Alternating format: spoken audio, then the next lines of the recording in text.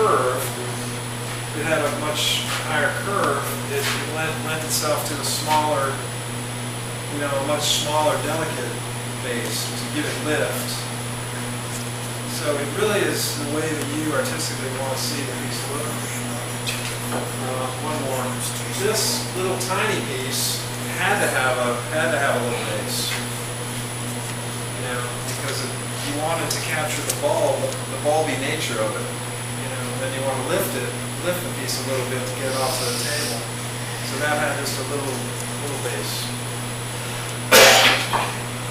So this one's just going to have about that diameter base. So now I use a quarter inch, I guess, or an eighth inch.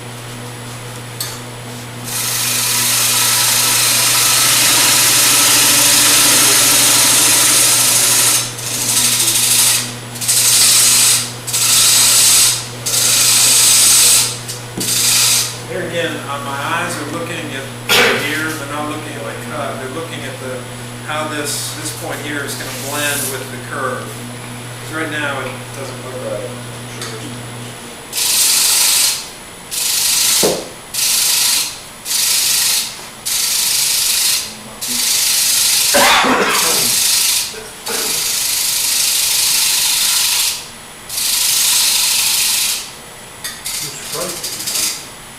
Kind of scraping it, yes sir. And the base to me is sticking up too high. I don't want the piece sticking way up, so I'll take a little off that.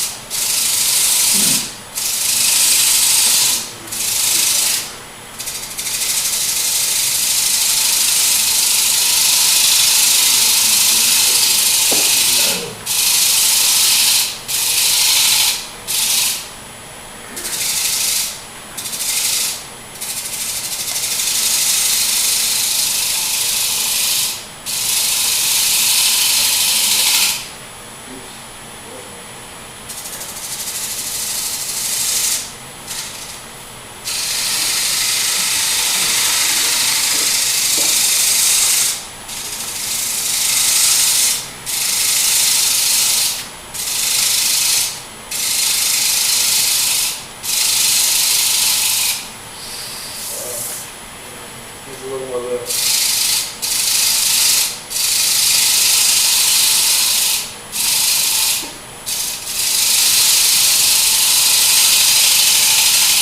Sometimes I'll come up even higher if it needs to balance.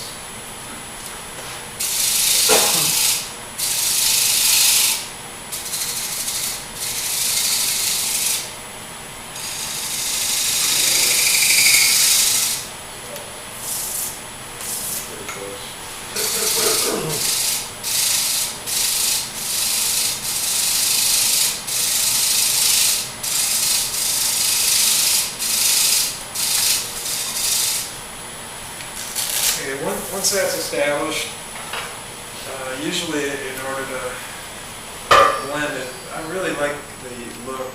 For me, it's got to be balanced right, meaning it's got to come down right. If it's too squatty or it doesn't have lift, I don't like it.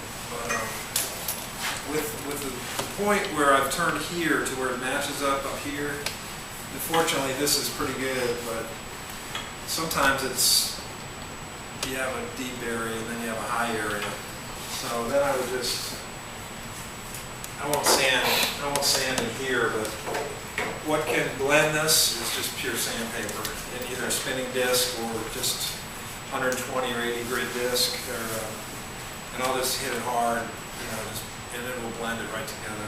You won't even tell that there are two areas of turning. How do you like to handle the transition from the side that you push to the bottom of your hole?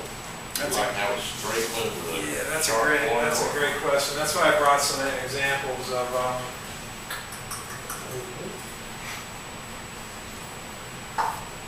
I have some pieces that will come down and actually continue kind of at an angle there, and gives it an odd look. I generally like a square ring, but if it's a small low profile ring, I'll round it off so it looks like a bead. I like a bead look because it's not intrusive into the piece. Why do you sand it in 2 stages? Well, I'm working to blend the base that I'm trying to establish with what I've already turned. I realize that, but why didn't you not wait until now and do the whole thing? Oh, you mean turn actually all the way up here? Yeah. Well, You already sanded it, right? I've made a lot of progress already with sanding the inside and outside. That's what I'm asking. Why'd you sand that and now you gotta sand this? Why'd you do it in 2 stages? That's a good question. Partly because of support. I have the piece mounted on a jam chuck, which can be unstable. The jam chuck really lends itself to light turning. Okay, versus before where I'm doing the bulk of my turning on a chuck that's grabbing a dovetail. Here, I'm on a very small tenon. So I don't know if I want to do too much aggressive turning up here. You could do it that way. Well, I think you answered the question. Yeah, no, that's a great question. Yeah, You could, I second that. You have a thinner rim. right. That's why you don't want to be messing with it. You want to have that rim done, sanded inside and out before you get it into this position. Now, By now, it's already out of round up top anyway. Right? Yeah, That's right. it's out around, well, if I did it this way, I would actually round it and shape it from that point. If I'd learned that way, I could probably do it. But I'm comfortable orientation-wise looking at it the other way. Now, on my 11,000 RPM sander, where I'm barely putting any pressure on, the paper's like floating. I don't get the heat, Right. right? So if I want to sand off the high spots, I speed up the lathe. Yeah. And if I want to follow to match, I slow down the lathe. Yep. And, and I'll start that process around 220 grit. Yep. That's great. That's great. Basically, you want to blend the undulations. You want to blend the undulations so you can't tell. Right. Yeah, just use all of like one piece. At this point, I wouldn't sand. I would establish that base, and then I would just come in here with my fine tools, smaller tools, and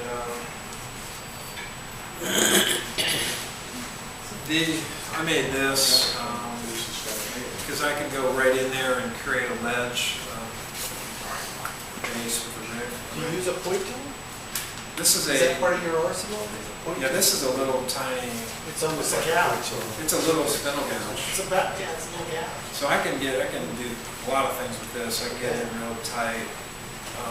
For the first part of it, I'll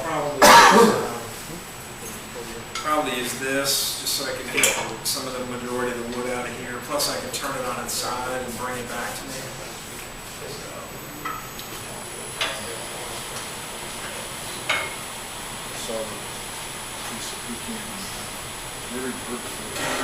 I want to protect the tenon. I want to protect the tenon right now because that's what's holding the piece.